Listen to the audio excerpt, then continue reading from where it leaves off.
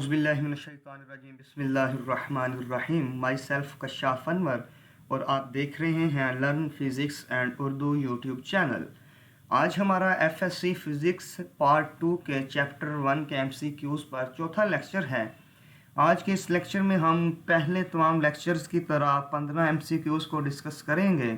आज हमारा MCQs number है 46। द इलेक्ट्रिक इंटेंसिटी इज़ पूछ रहा है कि इलेक्ट्रिक इंटेंसिटी जो है वो किस तरह की क्वांटिटी है, स्केलर, वेक्टर या फिजिकल क्वांटिटी। तो इसका आंसर है वेक्टर क्वांटिटी है इलेक्ट्रिक इंटेंसिटी, क्योंकि ये मैग्नीट्यूड और डायरेक्शन दोनों रखती है, इसलिए ये वेक्टर क्वांटिटी है।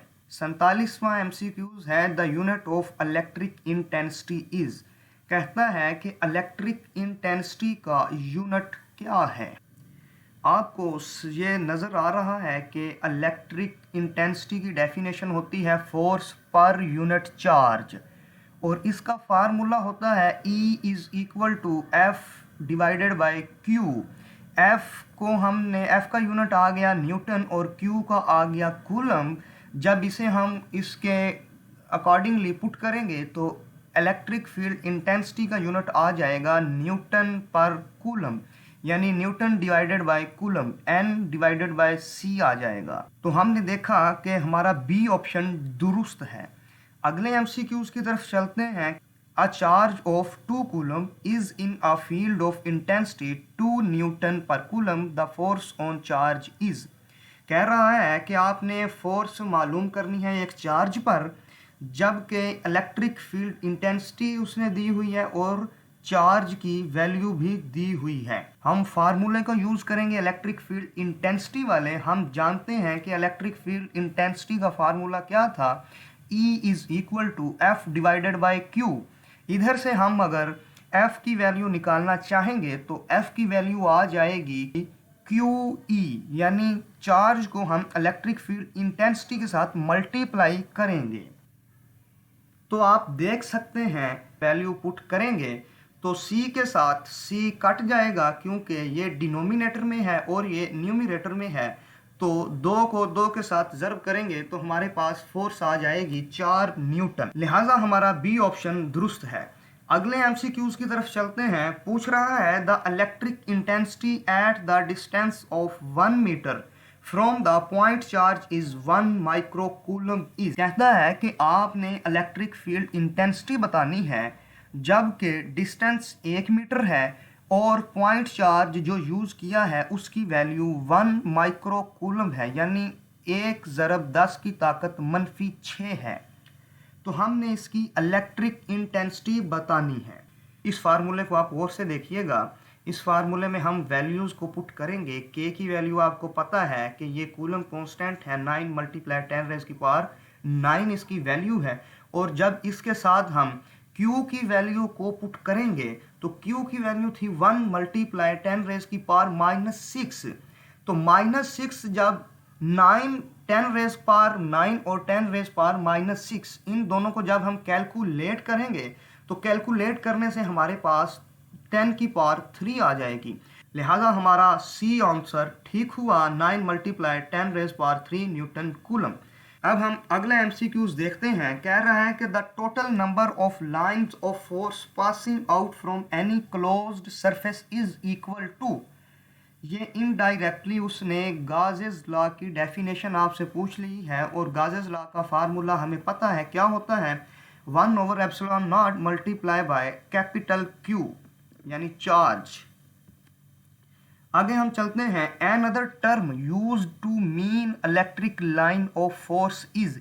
कहता है इलेक्ट्रिक फील्ड लाइंस के मुतरादिफ या इलेक्ट्रिक फील्ड लाइन का मतलब देने वाली दूसरी टर्म है, तो वो टर्म है इलेक्ट्रिक फील्ड। यानी इलेक्ट्रिक फील्ड की अगर हम डेफिनेशन करें तो हम कह सकते हैं कॉम्बिनेशन या group of electric field lines is called electric field. अगला एमसीक्यूज देखते हैं। The electric flux is given by the expression. तो इलेक्ट्रिक फ्लक्स के आपने टॉपिक में इसे अच्छी तरह से रीड किया था कि इलेक्ट्रिक फ्लक्स का फार्मूला क्या होता है, phi is equal to E.A, यानी ये डॉट प्रोडक्ट है इलेक्ट्रिक फील्ड इंटेंसिटी और एरिया का। लिहाजा ए ऑप्शन हमारा दुरुस्त हुआ। अगला एमसीक्यूज देखते हैं। इलेक्ट्रिक फ्लक्स इज पूछ रहा है इलेक्ट्रिक फ्लक्स क्या है, कैसी क्वांटिटी है। तो इसका आंसर है बी, ये स्केलर क्वांटिटी है। स्केलर क्वांटिटी इसलिए है क्योंकि ये डॉट प्रोडक्ट है टू वेक्टर क्वांटिटीज का, इलेक्ट्रिक फील्ड इंटेंसिटी और एरिया का, इसलिए इसे हम स्केलर क्वांटिटी कहेंगे। The SI unit of electric flux is, electric flux का SI यूनिट क्या है। हमें इलेक्ट्रिक फ्लक्स के फार्मूले का पता था E.A, इलेक्ट्रिक फील्ड इंटेंसिटी, और उसके साथ हमने एरिया को मल्टीप्लाई करवाया तो हमारे पास इलेक्ट्रिक फ्लक्स का फार्मूला आ गया, यानी फाई आ गया। E की जगह पर हम E इलेक्ट्रिक फील्ड इंटेंसिटी के यूनिट लिखेंगे और एरिया की जगह पे एरिया के यूनिट लिखेंगे तो हमारे पास इलेक्ट्रिक फ्लक्स का यूनिट आ जाएगा। अगला एमसीक्यूज देखते हैं। The formula phi is equal to E.A is applied when the area is, कहता है कि ये फार्मूला कब वैलिड है, जब एरिया फ्लैट हो। अगर फ्लैट के अलावा कर्व, स्फेरिकल या राउंडेड शेप होगी एरिया की तो तब इलेक्ट्रिक फ्लक्स का फार्मूला काम नहीं करेगा, तब हमें गाजीज लॉ अप्लाई करना पड़ेगा। लिहाजा इसका आंसर है फ्लैट। जब एरिया फ्लैट होगा तब हम इलेक्ट्रिक फ्लक्स को यूज करेंगे। अगला एमसीक्यूज देखिएगा। The electric lines of force are directed away from positive charge, कि वो पॉजिटिव चार्ज से बाहर की तरफ निकलती हैं, आउटवर्ड होती हैं, जबकि नेगेटिव के लिए इनवर्ड होती हैं। लिहाजा आपने याद रखना है जब अवे का लफ्ज आए या आउटवर्ड का लफ्ज आए तो आपने पॉजिटिव चार्ज को टिक आउट करना है। अगला एमसीक्यूज देखते हैं। The magnitude of electric intensity due to a point charge Q at a distance R in free space is given by, कह रहा है कि आपने इलेक्ट्रिक फील्ड इंटेंसिटी की मैग्नीट्यूड फाइंड करनी है पॉइंट चार्ज की वजह से। पॉइंट चार्ज की वैल्यू Q है और डिस्टेंस उनके दरमियान R है, तो तब इलेक्ट्रिक फील्ड इंटेंसिटी की वैल्यू क्या होगी। आपको ये स्लाइड में नजर आ रहा है, हमने E फाइंड करना है, चार्ज हमारे पास Q है, डिस्टेंस D है। इलेक्ट्रिक फील्ड इंटेंसिटी की मैग्नीट्यूड फाइंड करनी है। इलेक्ट्रिक फील्ड इंटेंसिटी का फार्मूला हमें पता है F/Q होता है। E is equal to K Q1 Q2 over R square divided by Q। ये वाला Q ये नीचे आ गया, F की जगह पे हमने ये वैल्यू F की पुट कर दी, Q से Q कट आउट हो गया तो E is equal to KQ over R square. यहाँ तक भी आंसर हमारा ठीक है, मगर MCQs के ऑप्शन में इस फॉर्म में लिखा है, लिहाजा आप K की वैल्यू पुट करें और ये आंसर आपके पास आ जाएगा।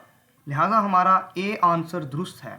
The electric intensity eight infinite distance from point charge is, कह रहा है कि इलेक्ट्रिक फील्ड इंटेंसिटी की आपने वैल्यू फाइंड करनी है जबकि डिस्टेंस क्या है, वो इनफाइनाइट है। तो ये देखिएगा कि ये एक चार्ज है, हमने इलेक्ट्रिक फील्ड इंटेंसिटी की वैल्यू फाइंड करनी है, डिस्टेंस ये इन्फिनिटी और ये पॉइंट चार्ज है। तो हम देख सकते हैं, कॉमन सेंस वाली बात है कि यहाँ तक इन्फिनिटी तक इसकी इंटेंसिटी असर नहीं करेगी, लिहाजा ये आंसर हमारे पास 0 आ जाएगा। तो जब electric field intensity due to infinite distance वो 0 आ जाएगी। अगले एमसीक्यूज देखते हैं। The number of electric lines of force passing through certain area is known as electric flux. C option इसका दुरुस्त है। ये इलेक्ट्रिक फ्लक्स की डेफिनेशन पूछी गई है। The electric flux through any surface depends upon, कहता है कि इलेक्ट्रिक फ्लक्स किसी सरफेस में किस चीज़ पर डिपेंड करता है या किन फैक्टर, किन पैरामीटर्स पर डिपेंड करता है। तो उसमें देखते हैं एरिया ऑफ सरफेस पर भी डिपेंड करता है, डायरेक्शन ऑफ सरफेस पर भी डिपेंड करता है और इलेक्ट्रिक इंटेंसिटी पर भी डिपेंड करता है। लिहाजा हमारा ऑप्शन है डी। इलेक्ट्रिक फ्लक्स क्या है? It is a quantity with magnitude and direction defined at every point in space, यानी इसे हम स्पेस में किसी भी पॉइंट पर डिफाइन कर सकते हैं। ये मैग्नीट्यूड भी रखती है और डायरेक्शन भी रखती है। The total flux depends on strength of the field, कि ये इलेक्ट्रिक फील्ड इंटेंसिटी पर डिपेंड करता है। स्ट्रेंथ ऑफ फील्ड से मुराद इलेक्ट्रिक फील्ड इंटेंसिटी है। The size of surface area, यानी ये सरफेस एरिया के साइज पर भी डिपेंड करता है। और उसके अलावा how the area is oriented with respect to the field, के फील्ड के लिहाज से एरिया को किस तरह हमने ओरिएंट किया है, किस तरह हमने उसे प्लेस किया है। ये देखें, पहली सरफेस में देखेंगे आप कि ये एक दूसरे के पैरेलल हैं, यानी एरिया वेक्टर और ये इलेक्ट्रिक फील्ड लाइंस एक दूसरे के पैरेलल हैं। 180 का जाविया बन रहा है, यहाँ पर तकरीबन 45 का जाविया बन रहा है, एंगल बन रहा है, और यहाँ पर 90 का एंगल बन रहा है, क्योंकि ये सरफेस को हमने लिटा दिया है, लेटी हुई है, और इसका वेक्टर एरिया जो है वो ऊपर की तरफ है, इधर इस तरफ था, यहाँ पर वेक्टर एरिया इस डायरेक्शन में था, और अब ऊपर वाली डायरेक्शन में हो जाएगा तो यहाँ पर 90 का एंगल बनेगा। लिहाजा ये तीनों चीज़ों पर डिपेंड करती है, यानी डायरेक्शन किस तरह से उसे हमने रखा गया है, इलेक्ट्रिक फील्ड इंटेंसिटी पर डिपेंड करती है और सरफेस एरिया पर भी डिपेंड करती है। लिहाजा हमारा ऑप्शन आ जाएगा ऑल ऑफ अबव। यह था हमारा आज का lecture. That's the end of news वमा अलैया इल्लल बलागुल मुबीन। मिलते हैं अगले लेक्चर में, तब तक के लिए इजाज़त। अल्लाह हाफिज़। अस्सलामु अलैकुम व रहमतुल्लाहि व बरकातुहू।